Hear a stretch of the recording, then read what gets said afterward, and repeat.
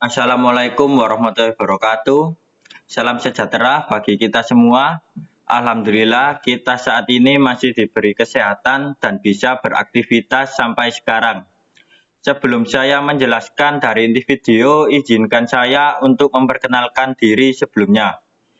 Perkenalkan, nama saya Muhammad Balik Darmawan, mahasiswa Prodi Pendidikan Sejarah dari STKIP PGRI Sidoarjo. Di kesempatan ini saya akan menjelaskan tentang beberapa teori belajar dan pembelajaran yang sudah saya pelajari. Tujuannya untuk memenuhi ujian akhir semester mata kuliah belajar dan pembelajaran di semester gasal atau 3. Baik, langsung saja ke inti video saya. Yang pertama, saya akan menjelaskan dua teori belajar dan pembelajaran yang sudah saya pelajari sebelumnya dan memperkaitkannya dengan pendidikan sejarah. Salah satu teori belajar yang saya pahami ialah teori behaviorism dan humanism. Teori behaviorism, teori belajar yang mana memandang dari perubahan tingkah laku sebagai akibat adanya interaksi antara stimulus, yaitu dari guru atau kejadian, dan respon atau tanggapan dari siswa tersebut.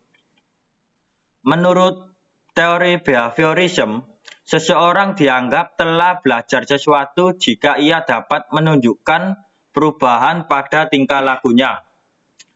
Terkaitannya dalam mata pelajaran pendidikan sejarah, di mana kita harus memberi respon dari stimulus, atau misal ada penemuan atau berita masalah sejarah yang kurang benar, kita harus memberikan tanggapan secara langsung. Sedangkan dari teori humanism, teori ini merupakan teori yang menyatakan bahwa manusia berhak mengenali dirinya sendiri sebagai langkah untuk belajar, sehingga diharapkan mampu mencapai aktualisasi diri atau pencapaian tertinggi yang dimiliki peserta didik itu sendiri. Itulah mengapa teori ini beranggapan bahwa proses belajar dinilai lebih penting daripada hasil belajar itu sendiri. Dan keterkaitannya dalam mata pelajaran pendidikan sejarah ialah peserta didik pendidikan sejarah juga harus diberikan kesempatan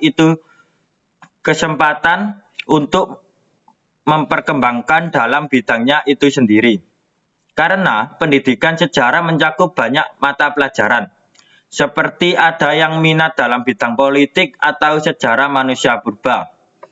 Yang kedua, hal positif yang didapat dari penerapan dua teori tersebut.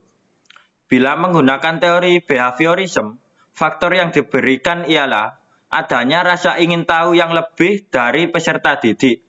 Dan peserta didik juga dapat apresiasi dari lingkungan sosial atas perubahan dari dirinya yang menjadi lebih baik.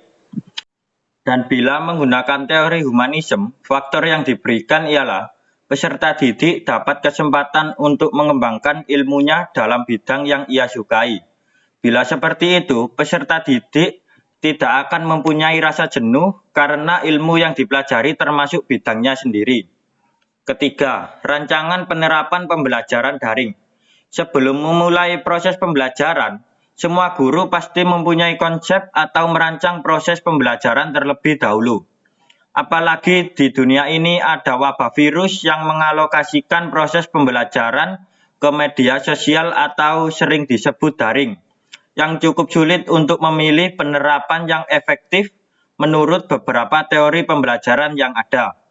Menurut saya, perancangan pembelajaran daring yang efektif ialah menggunakan teori konstruktivisme, karena teori ini memiliki suatu pembelajaran yang generatif, yakni tindakan yang dapat menciptakan sebuah makna dari apa yang sudah dipelajari. Karena teori konstruktivisme lebih menekankan belajar menjadi aktivitas manusia yang dapat membangun maupun menciptakan suatu pengetahuan dengan memberikan suatu makna di pengetahuannya yang sesuai dengan pengalamannya. Guru tak hanya memberikan suatu pengetahuan kepada siswanya, tetapi siswa juga harus memiliki peran yang aktif untuk membangun sendiri pengetahuannya yang ada di dalam memorinya. Yang keempat, hubungan penggunaan teori konstruktivisme dengan 4 pilar pendidikan dalam rancangan proses pembelajaran. Konstruktivisme dalam arti dasar adalah membangun, di mana yang dibangun adalah konsep atau materi yang akan dipelajari. Yang mana konsep tersebut dibangun oleh guru dan siswa dalam proses belajar mengajar. Itu sudah mencakup semua isi dari 4 pilar pendidikan, yang dimana isinya ialah 1. Learning to know atau belajar untuk mengetahui.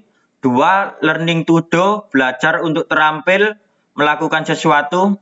Learning to be, belajar untuk menjadi seseorang.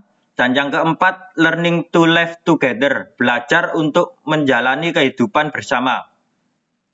Dan yang nomor 5, apa impian dan harapan diri Anda jika menjadi seorang guru? Impian dan harapan saya jika besok menjadi seorang guru, bisa menjadikan peserta didik yang sopan santun, berakhlak mulia, dan sangat bertanggung jawab. Dan mampu menjadikan peserta didik yang berintegritas tinggi dan mempunyai wawasan yang cukup baik dan jiwa sosial yang tinggi. Sekian penjelasan masalah teori belajar dan pembelajaran dari saya. Terima kasih sudah menonton dan mendengarnya. Selamat melanjutkan aktivitasnya kembali.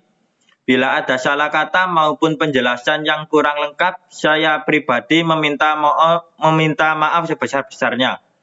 Dan saya akhiri. Wassalamualaikum warahmatullahi wabarakatuh.